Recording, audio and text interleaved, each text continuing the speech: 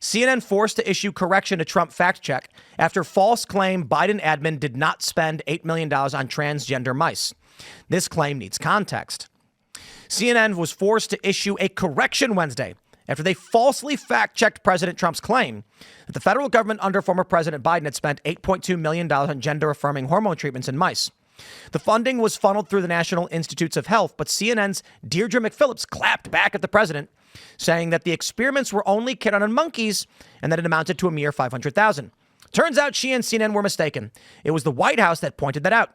Under the Biden administration, the National Institute for Health doled out millions of dollars in taxpayer funded grants for institutions across the country to perform transgender experiments on mice.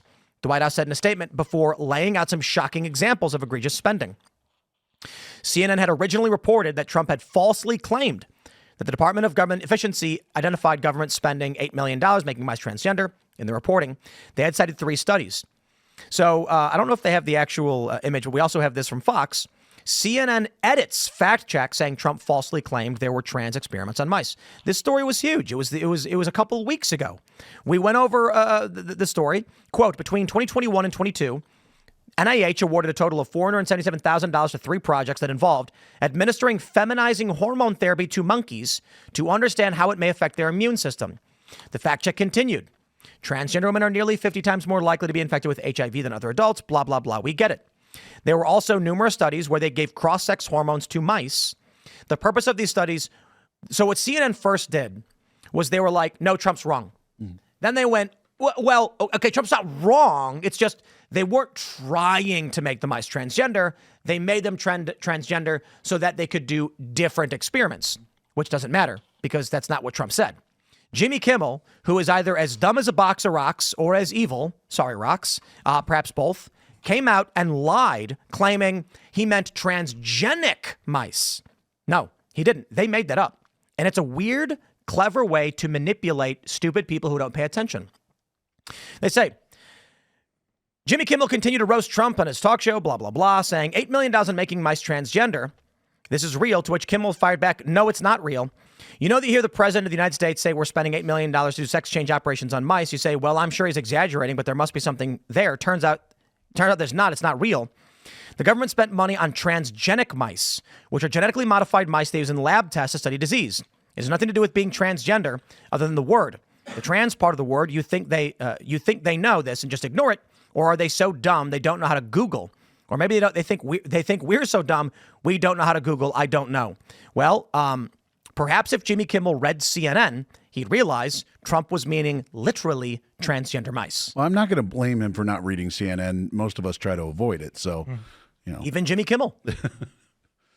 I mean, Jimmy Kimmel's going to say negative things about Donald Trump no matter what. So it's, I feel like taking, but this is egregious. Well, I can tell you that transgenic argument made it to TikTok. That is the trending thing right now. All the liberal creators making videos, making it a lot of videos about it's transgenic, not transgender, and trying to obscure. They're lying. Yeah, but that's a fact check, and liberals aren't going to go look for that. Right. So, but they're going to look for the big creators.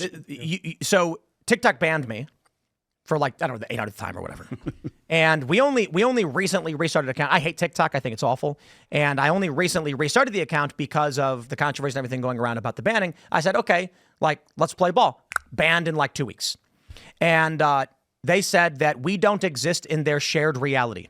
So we have stories like this in the Telegraph. Trump said the U.S. spent $8 million on transgender mice. He was right. Reeling off a list of examples of apparent misspending, which Trump said that $45 million has been on diversity, equity, inclusion, blah, blah, blah. The left wing said this, that, or otherwise. The White Coat Waste Project, a nonprofit campaign to stop animal testing, which investigates taxpayer-funded experiments on the effects of gender-affirming drugs in rodents. The president was referring to their investigation. Justin Goodman, senior vice president for the lobbying group, claimed that has documented over $250 million spent on transgender animal experiments over the last couple of decades. He added, there are over 24 active federal grants funding transgender animal experiments worth a total of $64 million.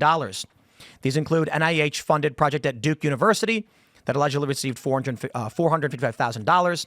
In another experiment, scientists at the University of Michigan allegedly spent $2.5 million of a grant investigating the effects of hormone treatment in mice to imitate gender transition. So all they can do is lie.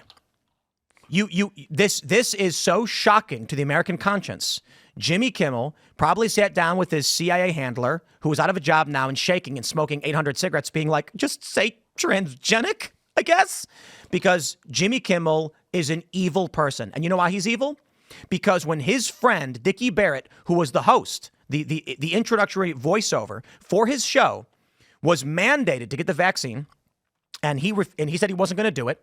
They fired him. Jimmy Kimmel went on a show later and said people who don't want to get the vaccine shouldn't get medical treatment, or something to that effect. I'm paraphrasing, but he was like, the first we bring in the people who got the vaccine, and the rest of them you don't get the medical treatment. Something like that. I don't have the exact quote pulled up, so I want to make sure I'm caveating with. I'm paraphrasing something to that effect. I think that's evil. Well, yeah. I mean, look, this whole project that they're talking about is, pardon my French, it's Frankenstein shit, right? Like, this is straight up like trying to play God, and it's gross and creepy. I don't care what people think of me for saying, but it is. It's crazy how, I mean, I guess I should say, this is the stupidest attempt at calling Trump a liar. It's one thing when you edit him out of context to make it seem like he said the wrong thing.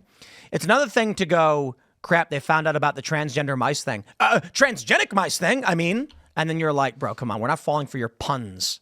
But I can tell you how this is going to progress on social media. So the defense right now, over the last 2 days, has been it's transgenic. Like, that's the push. You see any large liberal creators, they're using that line. And then as we come out with the fact checks of them, because there's a ton of us creators who will fact check them to death. And as we come out with that, the next line is going to be, well, the intention wasn't to make them transgender. The effect, that was just a side effect of the experiment. So the goalpost when it comes to that type of stuff is always at a dead sprint away from us. But you got to make sure so the response then. So if you're talking to your liberal aunt and she's saying transgenic, and then you show the actual, from the Telegraph, come on, prominent British newspaper, and she goes, well, but the intention wasn't to make them trans. You respond with, whoa, so it did happen. That's it. That's right. Wow, they did that? But for other reasons. Well, I don't care what the reasons were. Yeah. Trump didn't cite reasons. Yep. He just said they were doing it. Yeah, I mean, like I said, you have to be totally ideologically possessed to think that it's okay for the government to be spending money on these types of programs for the intended purposes that they're talking about. Like, this is Frankenstein shit. This is straight up, it's on par. It's closing in on, like, making mutants in a lab. But you have to think their morals are obviously, I mean, when you're looking at the moral compass of liberals who believe in this type of stuff, I mean, their moral compass starts at, we can chop body parts off kids. So the idea of doing it to mice, to them, that's nothing to them. Yeah. It's crazy how the argument they're making is Trump misread the report because it's plausible to stupid people who don't actually investigate the news. Do you think the intent of them saying Trump misread the report, other than to cast Trump as a dumb person or something, do you think the intent is to mislead people into thinking that it doesn't happen? Yes, because it gets backed up right away. So a good example is on TikTok. We have a few creators who pretty much get their marching orders directly from Midas Touch. Like, we can see the FEC documents, they get paid. So the funny thing is when you see Midas Touch come out with an article, these dudes have videos for it, right? They're the little crew of guys that make videos about whatever Midas Touch tells them. So when they run with the transgenic line, these are the heaviest hitters when it comes to the liberal side on TikTok. They're going to get 10 million views on It's Transgenic before anybody got around to mentioning the CNN fact check. Because Midas Touch is telling them, this is what we're making an article, go talk about it. And it just gets out very quick. Yeah. And then most of us on the conservative side, we're playing catch up, where the whole time we're just receiving it and trying to, and it's such an overwhelming sense of, I got to debunk it. By the time you get the actual rebuttal out, it's spread like wildfire. That's the whole, the lie gets halfway around the world before the truth can get its shoes on. Exactly. Once everybody sees the headline, they're like, okay. Yeah. Fine.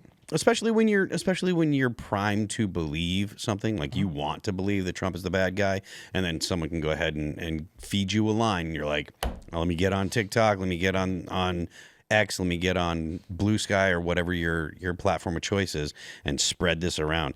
And again, it's something that I don't think is compelling to the average person that's plugged in, but I still think that there's a significant portion of the United States or significant portion of the U.S. that isn't plugged in. Yep. These people are evil. I agree, and I mean anything along this line of science, like he said. I'm saying the liberals who are lying to obfuscate that the government is spending hundreds of millions of dollars on this stuff, they're evil. Well, yeah, like I was saying, their moral compass, if they're willing to chop stuff off kids, they don't care about mice. Right. To them, it's not a big deal to lie about this. But again, I'm not talking about the science. I'm talking about the liberals that are saying, to prop up the cult, Trump must be wrong. We are going to lie about what's really going on. They're evil. So we'll give a shout out to this lady, Andrea C. Love, PhD, who tweeted, "I can't believe this needs to be said. Transgenic mice are not transgender mice." And it's got 14,000 retweets. And then, of course, I just posted this. And then you've got everybody claiming you were wrong. But she still gets, 6.4 million views. And the liberals attach themselves to this without fact-checking it because they're dumb as a box of rocks. So, I have to say it.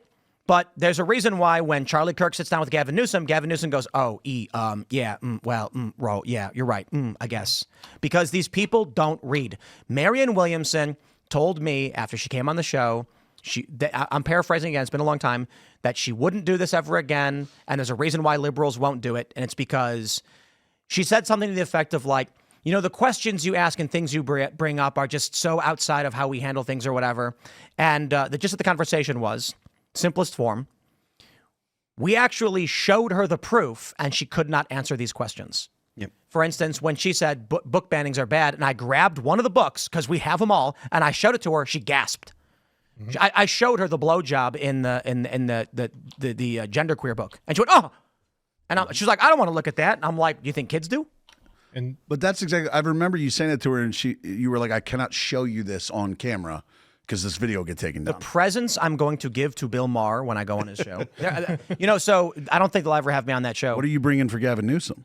When you're on that show. Similar things. I'm going to be like, let's talk about these books. And but Bill Maher's halfway there, So, but I do have a lot of stuff to bring him related to Trump. Because he gets the book stuff. He gets the gender ideology stuff, right? He gets the stuff Trump is saying.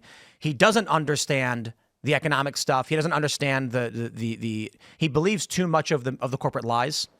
I think if you're somebody who passively absorbs the news, like Bill Burr, for instance, you're as dumb as a box of rocks. You know what I mean? Like, let me clarify that. People who don't watch news programs, but are fervent is what I'm trying to describe. If you're a plumber and you don't watch the news, you don't pay attention, I got no beef, all right? We're going to do our best to get you educated. If you're someone who doesn't watch the news, but you are fervent on political issues, I'm saying you're dumb.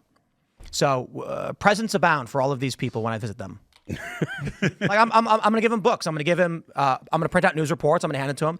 And I'm going to be like, I'd like you to just look at these things. But see, like the Ukraine stuff especially. But when you said with Bill Maher, you're going to bring him stuff, especially on Trump, right? Yeah. My worry with Bill Maher, because Bill Maher definitely gets it. He definitely gets it that liberals have lost their minds, and he doesn't even see himself in that party anymore.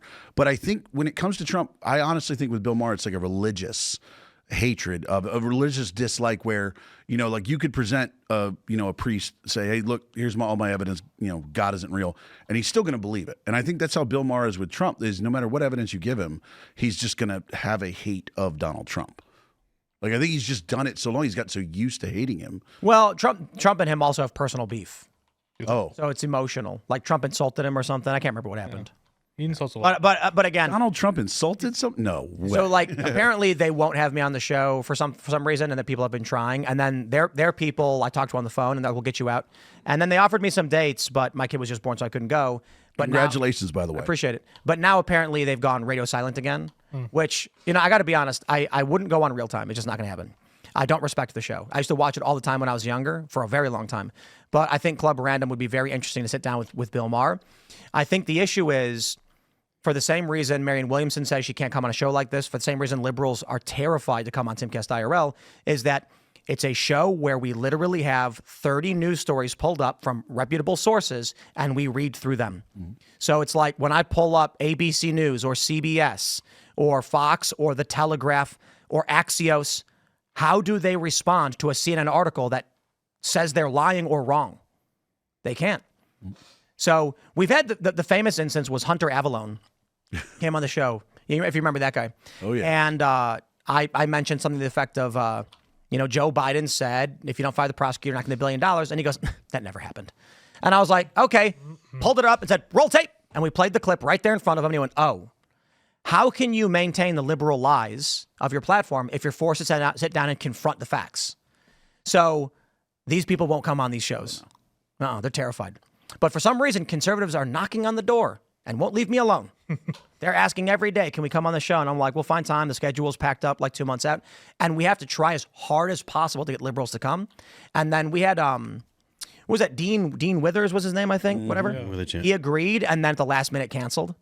And they always make excuses. Hassan agreed to come on the show and the last minute canceled. These people are terrified. Shout out to Sam Cedar, who agreed to come on the show, though. And we had a discussion, and it was wacky, but it's okay. And Luke Beasley. David Packman wanted money.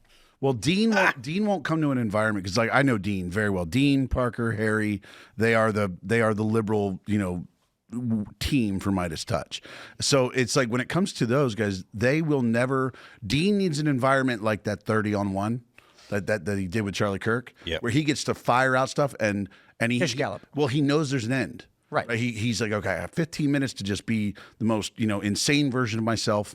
And then I can step away and get away and nobody can challenge me on it. On a program like this, he would say something and you would just go, well, let's look it up. Right. And if you do that to him, he's destroyed. Right. Because he's got a preloaded speech he's going to give you. It's also why they struggled with Joe Rogan. Oh, yeah. Because Joe Rogan also says, Jamie, pull that up. Mm-hmm. So they have a hard time going on shows like that and being their authentic selves. Hence, Kamala didn't want to go on. They want to set special rules.